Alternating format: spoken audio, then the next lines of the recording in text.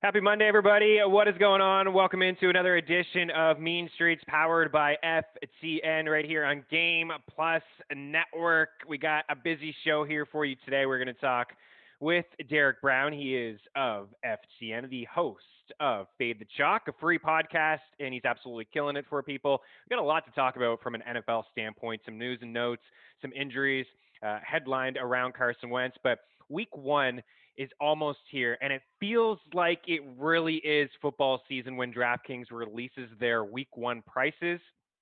I had the chance to talk to Pat Mayo over on the Mayo Media Network on Friday, just diving into the week one prices, and I wanted to get Derek Brown's thoughts as well because he's going to be a big part of what we do over at FTNDaily.com. Both of us, we're going to be talking, of course, DFS from a DraftKings standpoint, FanDuel standpoint, all season long. But week one, DK prices are out. So just going to get an early look, plus touching some of the news and notes. I know he's a big Rashad Bateman fan, and he's kind of nicked up right now with an injury as well.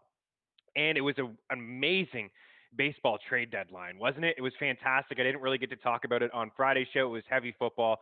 There were 10 All-Stars traded. Just these guys were at the All-Star game just a couple weeks ago, and now they're wearing new jerseys on top of other stud players who were flipped that just weren't at the All-Star game. Doesn't mean that they aren't good players.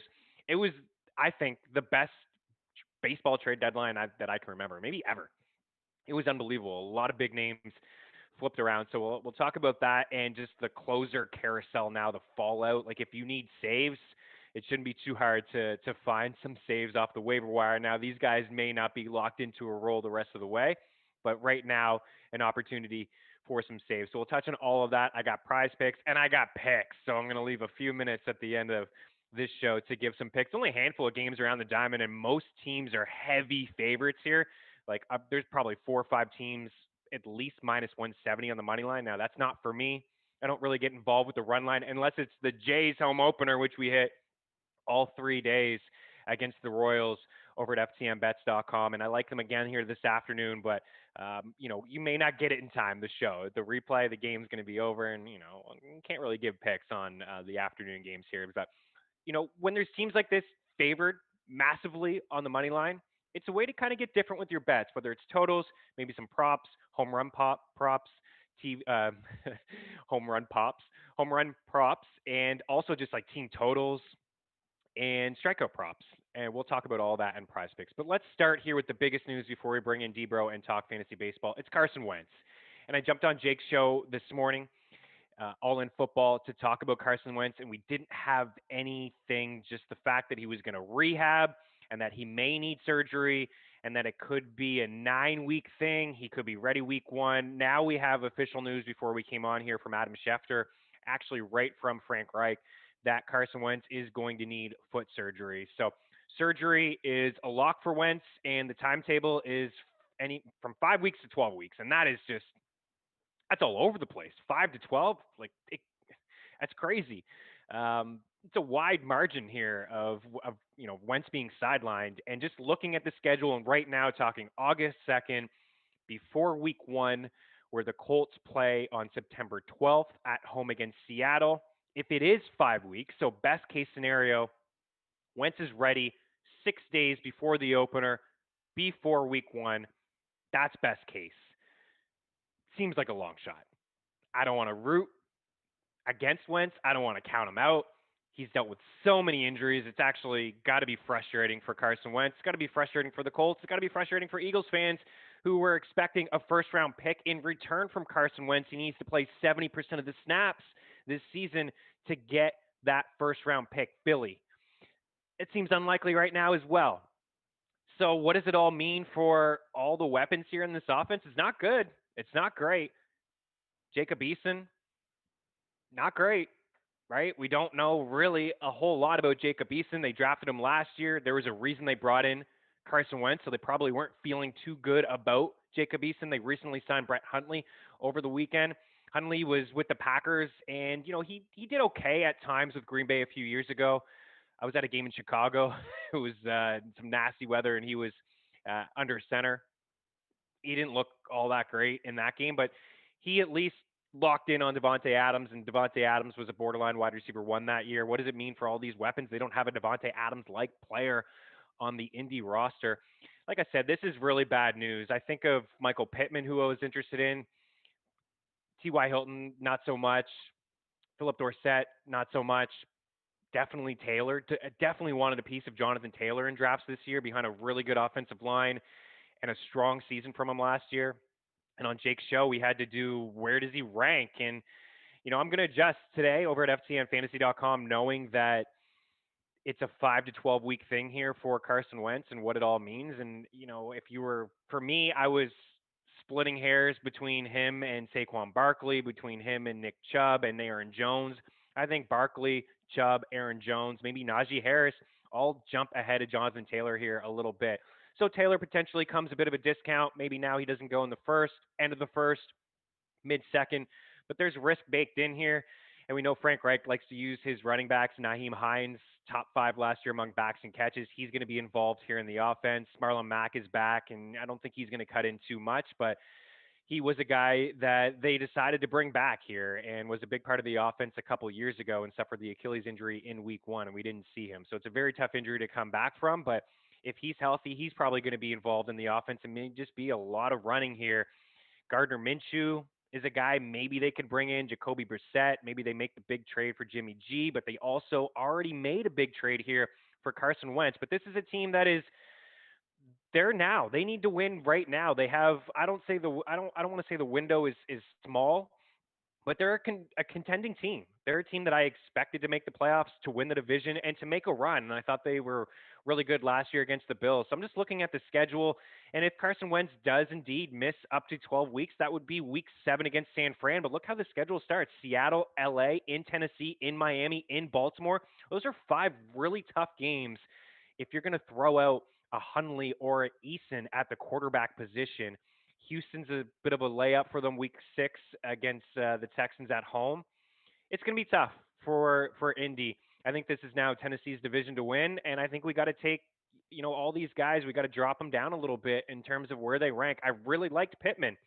Now, over the past 4 weeks in NFFC drafts, he's going wide receiver 41. I'd rather have Antonio Brown. I'd rather have Mike Williams. I'd rather have Michael Gallup, Darnell Mooney. These are guys that now the decision is a little bit easier to make. It's unfortunate for Wentz. It's unfortunate for the Colts. And like I said, it could be unfortunate for the Philadelphia Eagles. And more news in Philly camp is that DeVonta Smith is going to be sidelined 2 to 3 weeks due to a sprained MCL. He was going as wide receiver 35 over the past couple weeks, which I thought was an absolute steal. Now, 2 to 3 weeks means potentially, if everything goes well, he's ready to go week 1. And that could be the case here. But also, just very alarming news is, I don't want to count Smith out either, but he's a guy who looks pretty small, a little fragile. There's questions whether he can survive here in the NFL. His legs are super tiny, and he's already hurt here with a sprained MCL. We'll keep an eye on that as it goes forward. Jalen Reagor was, reports out of Philly that he was out of shape, but as of today, Monday, he's practicing with the ones, his first full practice here, catching passes from Jalen Hurts. So this is a positive for Reagor that he's going to get in there and get familiar with Hurts, more reps, more opportunity to be the guy. And if Smith does miss some time, it's probably Reagor who is the number 1 option for Jalen Hurts or Dallas Goedert. We'll keep an eye on all of that, but not great. Smith is going to fall down draft boards. We'll talk about him a little bit later on. I think he's a value week 1 on DraftKings, but it remains to be seen if he's going to be suited up. And quickly, just a couple of more news and notes here. Marquise Brown, hamstring issue, a little bit more serious than anticipated. Rashad Bateman, muscle tightness. He's sidelined today. That Brown one is maybe significant. Not totally interested in him anyways.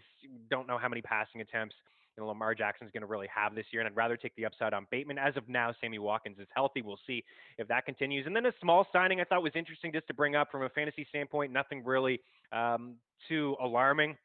Devontae Freeman signed a contract with the Saints, and he only played a handful of games with the Giants last year, 54 attempts, 172 yards, 3.2 yards per pop, 1 touchdown, 7 grabs. He was nothing. He didn't really do anything. 2019, he wasn't great either, 14 games, 184 attempts, 656 yards, 2 TDs, 29 grabs, and then in 2018, he was limited to 2 games. I don't know what this means for the Saints, though. We'll touch on maybe this with Debro. I know he's following the Saints very closely. He thinks Taysom Hill is going to be the starter. No Michael Thomas for the first few weeks. Does that mean Alvin Kamara lines up wide? Do they run a lot with Hill, Freeman, Lat, Tavius Murray, and Kamara. I don't know. We'll see how this plays out too. But I thought that was an interesting signing, maybe just a depth piece. But sometimes you just maybe it's more. Maybe it is more. Maybe we're looking into it a little bit more. But the biggest news here to start the week is Carson Wentz. 5 to 12 weeks needs foot surgery. Unfortunately for him, not a good start with his old buddy Frank Reich. We're going to switch gears. We're going to talk fantasy baseball. It was a busy weekend, a lot of just new players getting opportunities in different roles, and a lot of big names switching jerseys. So we'll have a big fantasy baseball talk, waiver wire ads, and drops here next on Mean Streets right here on Game Plus Network.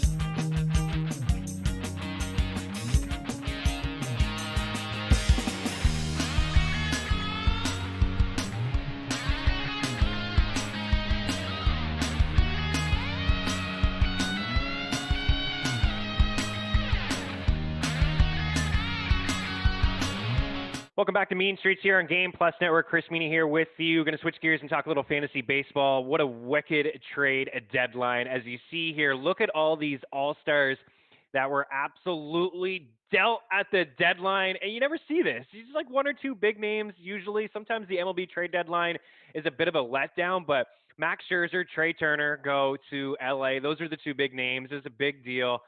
The Dodgers giving up their top two prospects in this trade. Chris Bryant goes to San Fran. He homers in his debut. Anthony Rizzo goes to the Yankees. 2 homers. They also got Joey Gallo. So 2 left-handed power bats, which are going to play out really nicely at Yankee Stadium. Javier Baez, I thought was a pretty good get. You get Baez and Lindor on second and short. That's going to be fun to watch those two. And I think a big boost here for Baez to get out of Chicago. You know, there's just been a lot of just negative aura around Baez in Chicago, right? There was times where he was lazy and he's not paying attention. There was one play earlier in the year when he was rounding second and there was a pop-up and he thought it was 3 outs and it was just 2 and he just kind of shrugged the shoulders like whatever. Like it's good to get him out of Chicago, I think. It was just a weird season, a weird couple years since they won the World Series. But when you see here the list, like Rizzo and Baez and Craig Kimbrell, like the Cubs really unloaded here. And I think Kimbrell, he takes a little bit of a hit, right? He's been so awesome this season, but is it going to be Liam Hendricks, who's been in that closer role for the White Sox? Is Kimbrell going to set up for him? One of those two are going to lose a bit of value in fantasy. Jose Barrios, awesome in his debut against the Kansas City Royals, picked up the win. I thought that was a great get for the Blue Jays. A pricey one. They had to give up Austin Martin, who they picked fifth last year, but they're loaded on the infield, so I think they can afford that. If they can lock up Barrios, who's under contract next season, then that would be a huge win for Toronto. It's a good 1-2 punch with him and Inchin Ryu. Starling Marte, his best day as an A yesterday, a couple stolen bases against the Angels. I think that was a pretty good get too. Jesus Luzardo, who's on the bump for Miami going the other way. I mentioned Gallo. And then Jorge Soler. So a lot of these guys are already owned, except for maybe Soler, who we touched on last week on this show, had a huge week. It was like back-to-back games with at least 2 homers. And for Soler, 4 for 7 in his 2 games with the Braves. He was hitting in the 5 spot when his debut, and then he hit in the 2 spot. I think he's going to give a little bit of offensive firepower to this Braves team. I like him the rest of the way. I think he should be rostered. I think he gets a bit of a boost going from KC going to Atlanta. Other big names like Nelson Cruz was flipped. There's a lot of guys, Eduardo Escobar, Kyle Gibson to Philly, who picked up the win yesterday in his debut. So a lot of big names.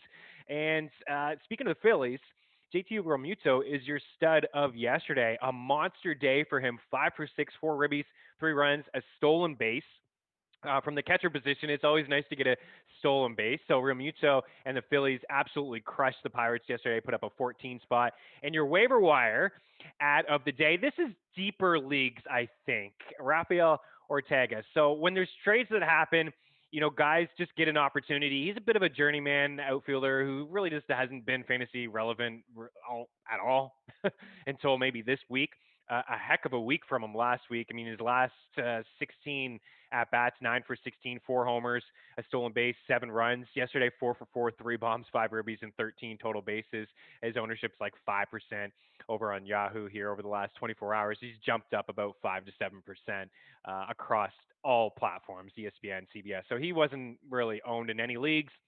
And that monster day probably has people grabbing him at the waiver wire. But leading off for the Cubs, a little bit of speed. Doesn't have a ton of pop despite the 3 homers and 4 over the past few days. But in a deeper league, I would go there. Other guys I think I'd rather have over him, like Kyle Farmer, who's got catcher first, second, third, and short eligibility. A 10-game hit streak, 3 homers, 6 multi-game hits over that span. 3 times, actually 4 times he's had 3 hits over this 10-game hit streak, 11 runs. I keep waiting for him to fall off, but it's not happening. He's hitting in that 2 spot for Cincy. I like it. Harrison Bader, Kyle Seager, Eric Hayes is somebody we talked about last week. He had a homer over the weekend. I believe it was a grand slam walk-off. He's been good. So all these guys I would rather have over Ortega, but Ortega in a deeper league, why not? Leading off, get those potential 5 at bats every game and a little bit of speed, as I mentioned. But the Cubs roster is absolutely brutal. A couple shoutouts. Sandy Alcantara yesterday, 10K, 7 scoreless. Jose Barrios, as I mentioned, 7K, 6 scoreless, picked up the dub. Awesome at Rogers Center. It was so good to see the Jays back at Rogers Center. Happy for all the Jays fans to be able to see live sporting event again, and electric atmosphere there, as I was told from people who were at the game. And the Jays crushed, and it's going to be a fun ride the rest of the way to see if they can make the postseason. But first game for Toronto in Canada in quite some time, like bouncing around at Buffalo and Dunedin.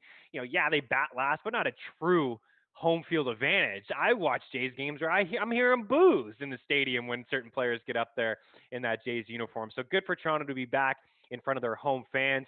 And then Julio Urias, 5 scoreless, 7K, picked up the W. Not waiver guys, but shout outs to Max Schrock, 5 for 5, a homer, 2 ribbies, and 3 runs. And then Yadiel Hernandez, 4 for 5, 2 homers, and 3 RBIs, but you're not grabbing them. Shane McCallahan for the Rays, 6 innings, 1 earned run, 7K against the Red Sox. He's actually caught my interest. Just another Rays pitcher who's popped up here. He's got some swing and miss stuff, more strikeouts than innings pitched, and just, I don't know, the Rays just turn out these guys. So he could be available in your season-long league, and I think he would make for a decent ad. All right, the closer thing before we get out of here. My goodness, we talked about it at length, about 30 minutes with Matthew Davis, free podcast, FTN Fabcast. We do it every Saturday, and we really tried to figure out where these guys were going to fit in because there's a ton of them. I kind of got them ranked like this. Matt Weisler, who picked up the save last night against the Red Sox. I thought potentially it would be Andrew Kittredge, and it could potentially be Andrew Kittredge. But right now, it's Matt Weisler. It's hard to trust the Rays when it comes to closers. Nick Anderson is rehabbing. He could be back soon. They could go to Kittredge tonight or tomorrow. I don't know. The Rays will always throw you for a loop, but right now it's Matt Weisler. I have picked him up. I've ranked him number one here out of all the closers. If you need saves, that's where I would start. Kyle Finnegan would be second for me. He picked up the win on Sunday, but he had 2 saves over the weekend. Brad Hand went to Toronto, another big move that the Jays made, Joakim Soria as well. So Finnegan is that guy right now to get the saves. Now they just lost Scherzer. Strasburg's done for the season. Corbin hasn't given them anything. They lost Trey Turner. So the offense, I still think they'll hang around. It's a weak division. They could beat teams like the Braves and the Phillies and battle with the Mets here down the stretch, Miami. So it's not a great division. I just don't feel like it is. And Washington is, as much as they're out of a playoff picture here, they're just like 6.5 back of the wild card. So they still have some decent bats in their lineup. So Finnegan will potentially get some save opportunities, and it looks like he's the guy right now. Tyler Clippard, Arizona. I thought it would be David Bendar for Pittsburgh, but it looks like they may keep him in that high leverage just setup role. Chris Stratton could be that guy, but again, it's Pittsburgh. How many save opportunities are you going to get? Dylan Floro for Miami. How many save opportunities are you going to get? But it does look like him for now. I thought Cody here for the Cubs would get the opportunity. He was setting up for Liam Hendriks in Chicago for the White Sox. He was flipped in the Kimbrel deal. It'd be pretty funny for Kimbrel, who was closing for the Cubs and now be a setup man for the White Sox, and then here for a setup man for the White Sox, now close for the Cubs. But it looked like as of yesterday that he will just keep that setup role that he was in. I think he's got the best stuff for the Cubs, but Kyle Ryan picked up a save. So he's a guy that's out there for saves. And then there's Scott Barlow for KC. The Royals have been bad. They were actually decent leading up to that series against Toronto, but he's another guy out there for saves. I mean, things happen, right? You could have had Kendall Graveman, who was getting saves for Seattle, and he was flipped to Houston. Now he doesn't have that closer role with the Astros. Last week we talked about Paul Sewald getting the opportunity for Seattle, and then they acquire Diego Castilla. So things change very quickly. If you're hurting for saves, there's lots of opportunity on the waiver wire. There's no question. But you need to just maybe get some of these guys to help you out in a roto league. I know in one of my roto leagues, I'm dead last in saves, and I've taken flyers on Weisler, Finnegan, and Clippard for Arizona. So we'll see. He's been in that role before. He's not a great pitcher, but he has a little bit of a history closing out games. All right, deep lead ads on the way out. Aldi Diaz, I led Miss Diaz, excuse me. First, second, third, and outfield, hitting with the Astros here every day, swinging a hot bat. Abraham Toro, third baseman, used to be with the Astros, now with Seattle, 7 for his last 13, 3 runs hitting in that 5 spot. It's always easy to pick guys to add. Easy. Add this guy, add that guy, add this guy. But who are you dropping? I got a couple drops here. Michael Conforto, not doing anything. Time's up. It's over. We're in August now. If you're in a head-to-head league, forget about it. If you're in a deeper roto league, you can put him on the bench, wait for him to come around, maybe Baez add something to the offense, maybe he gets going. I'm not wasting any more time with Conforto. He's done. Trent Grisham, same thing. You're done. You lost your leadoff spot. You're hitting in the 8 spot. No thanks. Garrett Hampson, you got him there for stolen bases. He's not even playing every day, and he's not getting on base. James McCann's ownership in Yahoo leagues is way too high for a guy not playing every day. J.D. Davis, same thing. And then Jarren Duran, who we liked on this show as a prospect for the Red Sox, not playing every day. So unfortunately, you just have to cut your ties in a redraft league. Any fantasy baseball questions, don't be afraid to hit me up at Chris Meaney. We're going to switch gears. We're going to go back to Wentz. We're going to talk a little DeVonta Smith, and we're going to talk week 1 pricing on DraftKings. It's out, and that officially means NFL season is here. So D-Bro is on the way. Don't go anywhere. Mean Streets continues right here on Game Plus Network.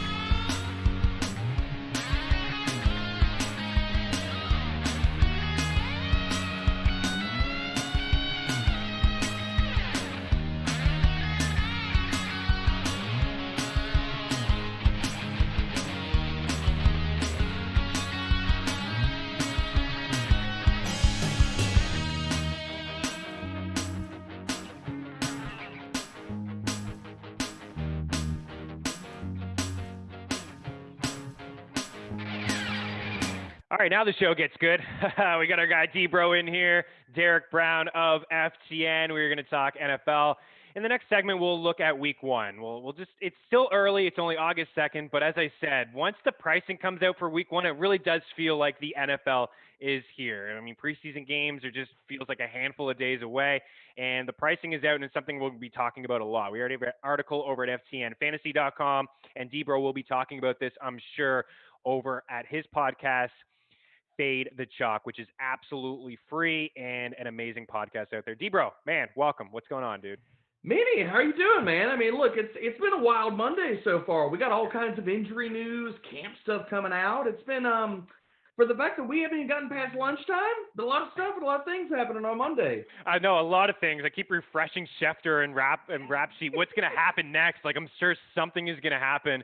Yeah, off the top of the show, a lot of stuff here. Carson Wentz, foot surgery, 5 to 12 weeks. DeVonta Smith, who had the knee injury on Friday at the end of practice and just kind of sat out, and the Eagles said it wasn't serious. He had an MRI sprain MCL, 2 to 3 weeks. Marquise Brown dealing with a hamstring issue, a little bit more serious than anticipated. Rashad Bateman, your boy, I like him a lot too. Just muscle tightness, sideline, nothing significant. And then Devonta Freeman, who was signed over the weekend, end of the week for the Saints. Maybe there's nothing there, but I thought that was kind of interesting as well. But let's start here with just Carson Wentz. And like I said, we'll do week one in just a little bit. Carson Wentz, at the end of the week, it was just, okay, there's a foot injury. He's just going to rest. He's going to rehab. And what I said to Jake on his show, All in Football, is that the Colts have this history, and you and I were laughing because I mentioned Luck to you. But Luck, it was back in the day with Peyton Manning. They kind of downplayed it. He missed the season. Luck, shoulder, downplayed it, missed the season. A foot, retired. And then here, Carson Wentz, I felt like they downplayed it a little bit. Now, as of today, Reich says he needs surgery. And as I mentioned, it could be anywhere from 5 to 12 weeks. If it is 5 weeks, that's best case scenario, and potentially ready for week one. It'd be 6 days before week one. But, I mean, not great for the Colts because he's not getting in there. A new team, kind of a new system. He knows Frank Reich, but new players. You want to get in there and reps and get comfortable with some of your guys that you're going to be passing the football to. But for Wentz, he's just been so hurt for so many years. They got Brett Hundley now, who they signed, Jacob Eason on the roster. There's people that want Gardner Minshew there. Jacoby Brissett's a guy they had last year that I'm sure could fill the void. Maybe Jimmy G. Heck, maybe Nick Foles is back there. But the schedule is not great to start. Seattle, the Rams, Tennessee, Miami, and Baltimore. That's tough, man. This team could be done in the first few weeks if they don't have a capable quarterback under center. What do you make of the weapons, though, in the offense? You're a big Jonathan Taylor guy. I am, too. Have you moved them down at all? Are you going to move them down? I'm not moving him down because, honestly, I think that if anybody's talking about, like, we're worried about Naheem Hines, we're worried about how this offense looks, he's going to catch passes, he's running routes. For me, this sows in Jonathan Taylor's volume. Like, this puts him, like, still – I can't move him down because I think they're going to feed him now, Meaney. Like, if we look back at Reich's history, when they had Jacoby Brissett and all the Luck news came out and what the team did, I think that we're going to see, for as long as Wentz is out, they're going to be a top 5 to maybe 10 rushing rate team. Like, in neutral scripts, this team is going to run the ball. That's what's going to happen. They're going to run the ball. They're going to lean on their offensive line and their defense, and I think they're going to play slow. So for me, I think this puts Jonathan Taylor. You can't, if you move him down, you can't move him down much. No. And how far you're going to get, like, he can't fall outside the top, like, 13, 15 running backs. No chance. Because I think that this puts his volume weekly. He's going to see 20 carries. Like, that's going to happen. And even if it's not efficient, it's still volume. Like, that's what we chase in fantasy, man. Yeah. Well, everyone seems to like Joe Mixon because he's going to get volume. Last year he got volume and he was averaging basically 24 touches per game. And there was 4 of the 5 games he didn't do anything. There's one game he had a great game against Jacksonville, but everybody likes him for the reason that you just said, volume and opportunity. And that's what we're going to get with Taylor here. Taylor or Ezekiel Elliott? Cool. Oh, man, I'm going Zeke with that. Yeah, me too. Taylor or Saquon Barkley? Oh, I'll barely lean Saquon with that one. Yeah, it would be easy Saquon if we had more positive camp talk right now. Austin Eckler or Jonathan Taylor? That one is interesting. In a half-point setting. We'll say in a half. Okay, so half point, I'm barely Taylor at that spot, only because I think the rushing volume. I mean, in PPR, do I lean Eckler? Sure. Yeah. I think you have to in a PPR maybe just lean Nick Chubb or Jonathan Taylor. See, I mean, they're basically the same player. I'm going to go with Nick Chubb. I moved Nick Chubb barely above Taylor in my ranks recently because I think his volume, even though they are basically the same player, I think his volume could surpass Taylor's. Two more, Aaron Jones or Jonathan Taylor. Oh, it's Aaron Jones for me.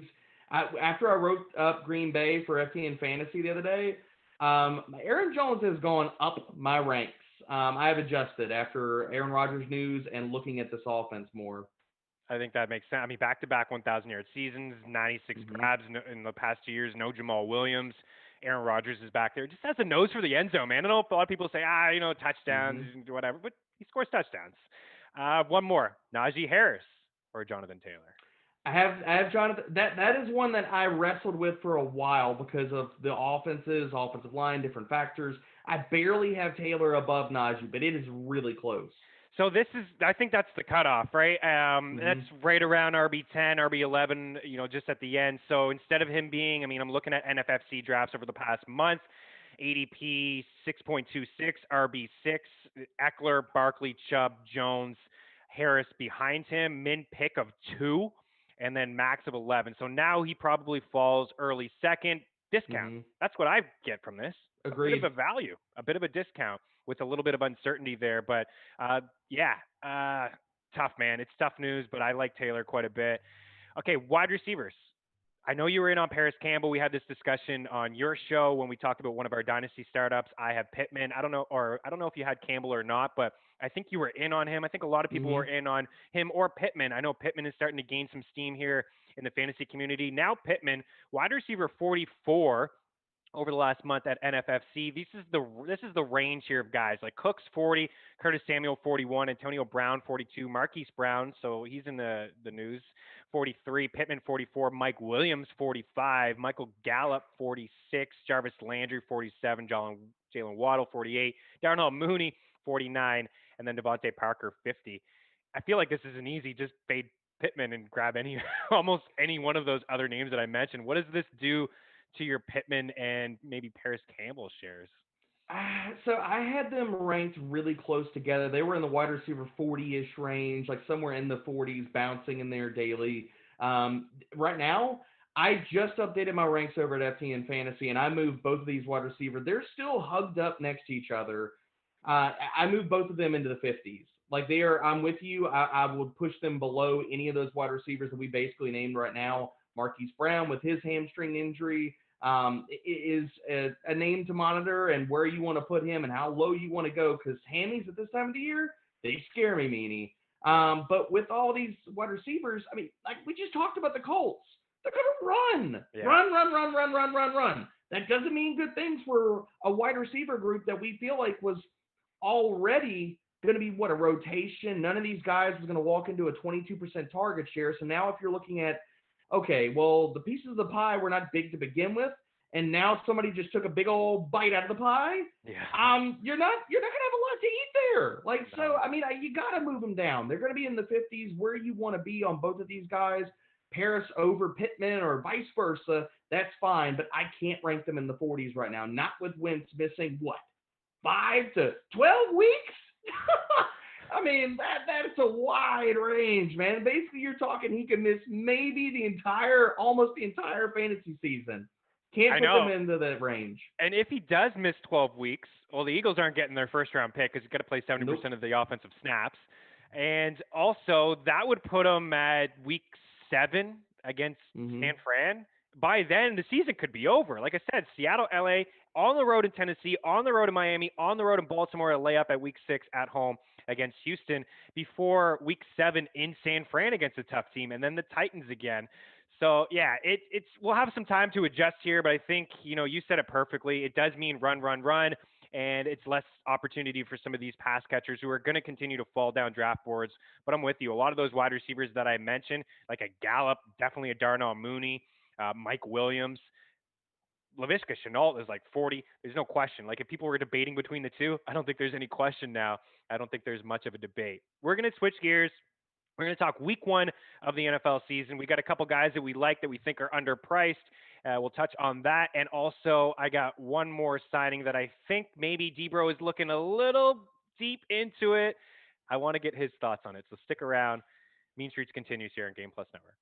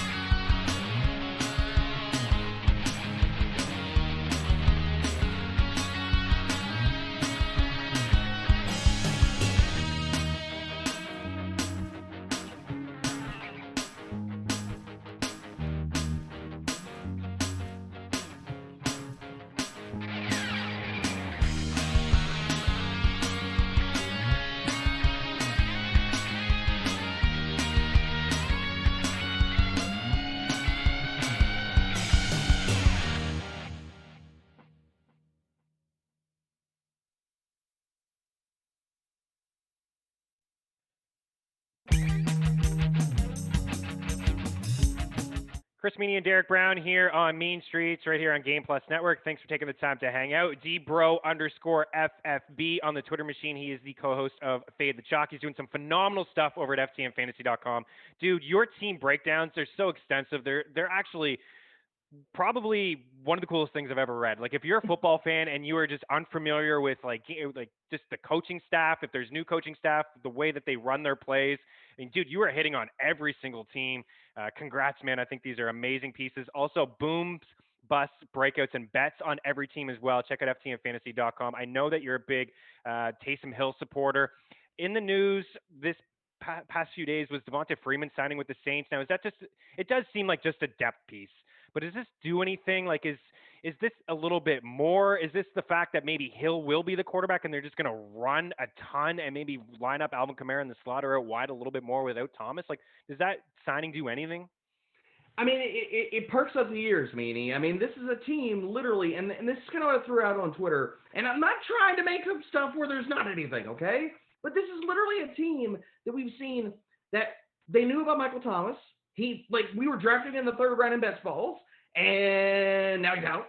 This is a team that in previous seasons, Mark Ingram had appealed a suspension before we even heard about said suspension. I remember that. Yeah. So, and people are like, oh, you're just making up stuff. I mean, all I'm saying is keep your finger on the pulse and be careful where you're drafting Saints right now, because I'm not ruling anything out with this team. So am I saying, sound the whistle, sound the horns, it's time to panic? No, it's not. But it's worth noting, this is a depth chart that's been really, really thin in the past. They've had that all offseason. Why change it now? Unless there's something that maybe we hear about in the next few days. So just finger on the pulse. Keep an eye. All right, let's switch gears to week 1 of the NFL season. DraftKings came out with their pricing on Friday, and let's talk about the running back position. Again, we'll have so much time to break this down, but I wanted to get your initial thoughts, and it's something that you're going to dive a little bit deeper in on your podcast. Christian McCaffrey up at the top against the Jets, 9.5. Dalvin Cook, 9.1. Derrick Henry, 8.8. Alvin Kamara, 8.6.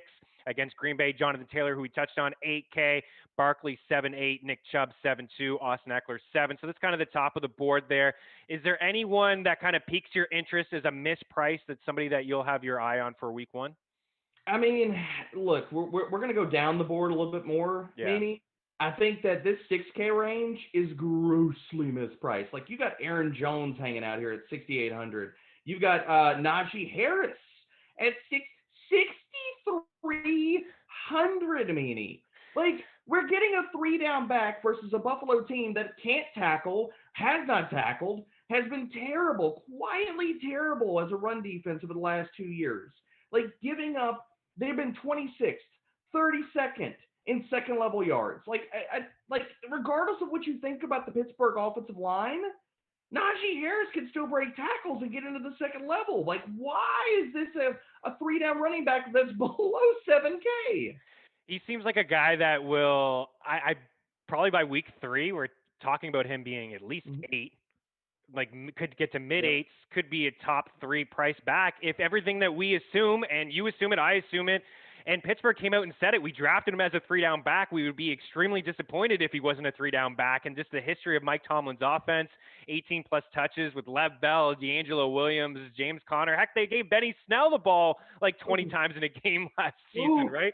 I think this is just the offensive line. People are sour about the O-line. I think they're overlooking it a little bit. Big Ben he led the league last year in passing attempts. He has a history of checking it down to some of his running backs here. It's probably a game that they're playing from behind in Buffalo a little bit. So I like that too. He definitely stands out. And even, later on down the board, I know we're digging deep here, but a couple rookies in Carter. How much was Michael Carter? He's 4K. 4K. And Williams is 4K too. Let's keep an eye on this whole situation in Denver. We don't even know if Melvin Gordon could be suspended here for a game, and then the ownership would go through the roof. But these are 2 rookie running backs that you're going to want to keep an eye on throughout camp. I mean, Michael Carter is I know that you like him.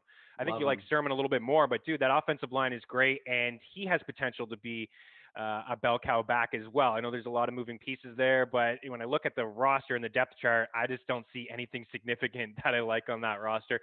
We'll break here, D-Bro, and we'll talk some wide receivers as well. We'll dig a little bit deep when it comes to wide receivers and a couple players who we like that we think are maybe mispriced or just priced appropriately. We just love their matchup for week 1. So don't go anywhere. Mean Streets continues here on Game Plus Network.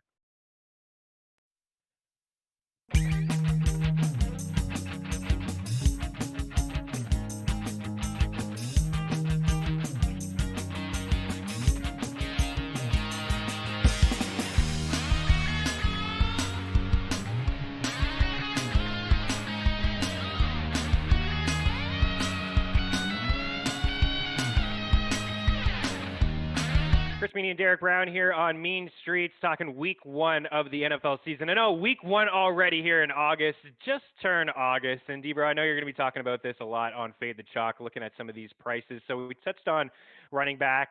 We mentioned Najee Harris, a couple cheap maybe guys who could be in big roles in week 1 right away, even just touching the NFL field for the first time. Wide receiver, what stood out to you at wideout? I mean, up at the top, Calvin Ridley is fantastic. I mean, I think that him not being the top price guy here on the slate is a little bit interesting. Going further down the board, and we talked about this off air, Staying in the Colts news, man. Like, I think Seattle is a really good passing attack to sit here and look at in week one. I mean, Indy last year, yes, they were a good defense, but they struggled deep. 27 to DVOA against deep passing. You look at Lockett, in between the guys that he's sandwiched with them in pricing, Keenan Allen, Julio Jones, Terry McLaurin, Deontay Johnson, all of these guys are probably going to get a little more steam walking into week one than Tyler Lockett. I have a lot of interest in Seattle passing attack. Man, Shane Waldron, new offensive coordinator there, who comes from Mm-hmm. Sean McVay, who doesn't have a lot of experience play calling, but it's just so nice to hear guys like Lockett and DK Metcalf. Like Lockett, his quote was freedom. I haven't Mm-hmm. seen routes like this in my 4 or 5 years being here in Seattle.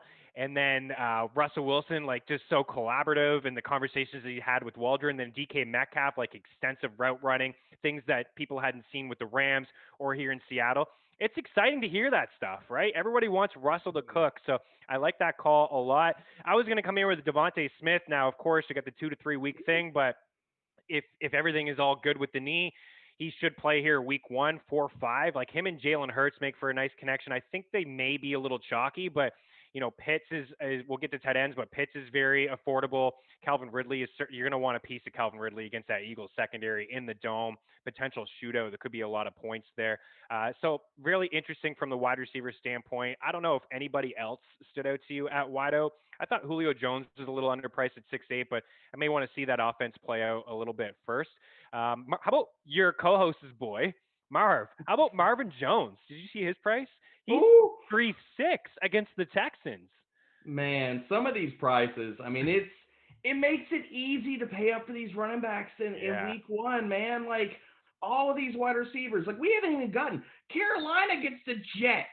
The Jets, dude. Like the Jets secondary. We know one thing about New York, and this secondary is going to be terrible. You got all of these guys in the 6K range or under. Terrace Marshall is at the min, Meaney. He's 3K. Like, what are we doing here?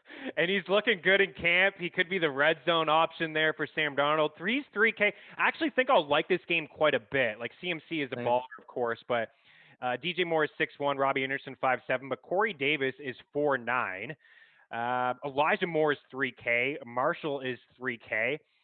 Even Rager, if Smith doesn't play, is 3-6. Like the reason I like Smith so much is just because of the volume and the opportunity. And we didn't really get to touch on him, but I said off the top that he's just been a value and a discount right now in drafts. And now I expect him to fall down a little bit. Don't you think that he just even hearing 2 to 3 weeks, people are already questioning if he can stay healthy. Don't you think this is a guy that maybe falls outside the top 40 in drafts and becomes like Yep.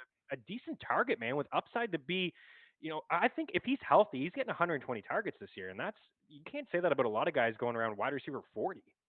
Yeah, I mean, look, I know the timeline is flush with people saying to fade it, and they're worried about it, and worried about him missing time and knowing the offense and stuff. We're talking about week one pricing. If people are going to shy away from it and go with other options, I still think that he is a fantastic price, and I'm not that worried about it, Meanie. To be honest, like I'm gonna throw a little bit of cold water on this. Like I would much rather see like okay, the MCL sprain. We know 2 to 3 weeks, 2 to 4 weeks at most, and like the timeline, and that he bounces back as opposed to like a hamstring injury or something else that's soft tissue that can linger. I'm not really willing to press the panic button on him right now, and I'll take the dip if he's going to fall in draft. So yeah, I mean, I still got interest with him in week one, man. And just to kind of hit on this pricing a little bit before we move over, I mean, I think the big takeaway here is that rookies are all mispriced. So if you Yeah. want to shoot your shots on all these rookies, enjoy it. Pay it for the running backs. Enjoy the min price rookies. And if they smash, oh, it's time to stack cash, man. I love it, man. I love your energy. And that's the way to go. Is spend up at the running back position and just grab the value because these guys are certainly going to climb boards. We only got 30 seconds or so. Kelsey's up at the top at tight end, 8-3. Kittle, Hawkinson is 4-9. Goddard 4-8. Hunter Henry 4-7. Logan Thomas 4-6. Pitts is 4-4. I'm sure he's going to be super chalk. What stands out to you at tight end? I'm going to go weird again. I mean, look, I've been on the bandwagon. It's hashtag letter of swerve. And a Yes. game that is going to be really chalky. I think everybody's going to go Cincy pass catchers or Dalvin.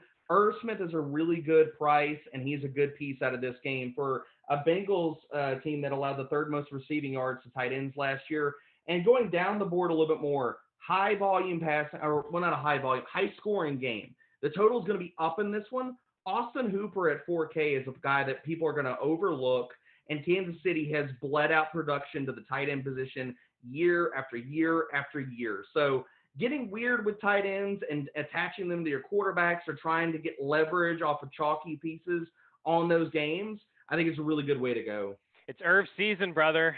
You mentioned the Bengals guys, man. 5-2 for Boyd, 4-8 Chase, 4-7 T. Higgins, and Burrow's a little bit underpriced too. That's a game I'm going to like. It's just so exciting to talk week one. That's how you know it is here. We didn't get to quarterbacks, but we got lots of time to continue to talk that. And make sure you follow Debro on Twitter at Debro_FFB.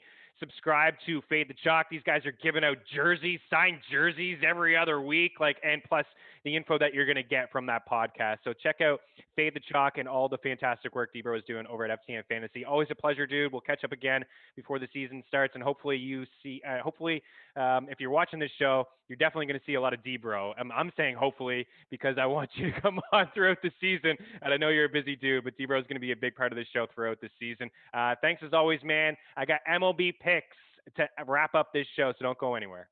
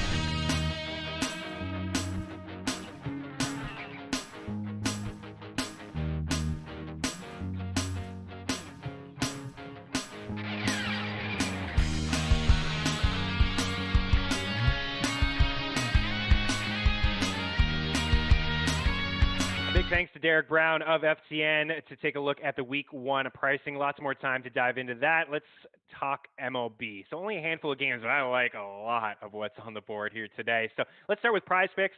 FTN, the promo code for you. And PrizePicks, you can mix and match. It's just a simple over or under. I'm looking at Bryce Harper over 8.5 fantasy points. 14 of his 16 home runs have been against right-handed pitching. He's got a 428 WOBA and a 169 WRC plus, 1,000 OPS, 612 slug. hitting 313. He's going to see pitches from Hosea Gray, who's going to make his debut for the Nats here today. He was part of the Scherzer deal. A good swing and miss guy, 13 strikeouts in 8 innings, but in those 8 innings, he's allowed 4 homers, 6 runs, 5 walks, and he has a 53% fly ball rate and a 47% hard hit rate. That is absolutely bad news. I think Harper takes him deep today. I'm looking at Anthony Rizzo over 9 fantasy points, 2 homers on the weekend against Miami. He enters on a 9-game hit streak, 8 RBIs over that span. He's hitting cleanup. He's going to see pitches from Jorge Lopez of Baltimore, who has a 6.19 ERA. He's allowed at least 4 runs in 6 of his last 9 starts. 6 homers, 18 walks over that span, walking 4 per 9 and only 8K per 9. His ERA on the road even higher here at Yankee Stadium. And I like Trey Mancini over 7 fantasy points. I think there's going to be runs here on both sides. Andrew Heaney making his Yankees debut today. His 41% fly ball rate is not going to fly at Yankee Stadium. As I tweeted, it may fly over the fence often. Andrew Heaney is just, unfortunately for him, he just gives up a lot of fly balls and a lot of homers. It's not going to be a good environment for him at Yankee Stadium. And Baltimore's a top 10 team offensively against southpaws, against lefties. Trey Mancini, a big reason why. 9 homers, 289 average, 397 WOBA, and a 298 ISO against lefties. Even Cedric Mullins is too high here, or too low of a fantasy prop at 7 points. He's hitting 323 against lefties with a 386 WOBA. Sometimes you want to shy away from that lefty-lefty matchup, but he's been good against lefties. He's got 5 homers and leads the way with 10 doubles. That leads the way for the Baltimore Orioles. Tylor Megill on the hill, so you know I'm taking the over on his 5.5 K prop here up against Miami, a 26% strikeout rate. That is number 4 in all of baseball, 10th in swinging strike percentage. And over the last 30 days, Miami has the 2nd highest strikeout rate in all of baseball, and their swinging strike percentage even higher, the 7th highest. And for Megill, he's cleared 5.5 in 4 of his past 6 starts, so I like that call. Let's get into some picks outside of Prize Picks. But again, use that promo code FTN. Check out FTNDaily.com. Free Prize Picks content every single day. So rapid fire through these picks. The only team I like on sides, because everybody is juiced up, are the Mets minus 148 because of Tylor Megill. I like the over between the O's and the Yankees with both of those pitchers on the hill, over 9.5. Over 4.5 hits for Jorge Lopez. Over 5.5 hits allowed. Andrew Heaney is plus 130 over at DK. Over at DK also, 4.5 strikeouts for Tylor Megill. Over 3.5 runs for Baltimore. And these are the 2 parlays that I like. The Mets, the Angels, the over in the Yankees game, plus 449. Baltimore, New York, and LA over team totals, all 3.5. That's plus 447. Check out FTNBets.com for more. Bryce Harper goes deep. We'll see you tomorrow.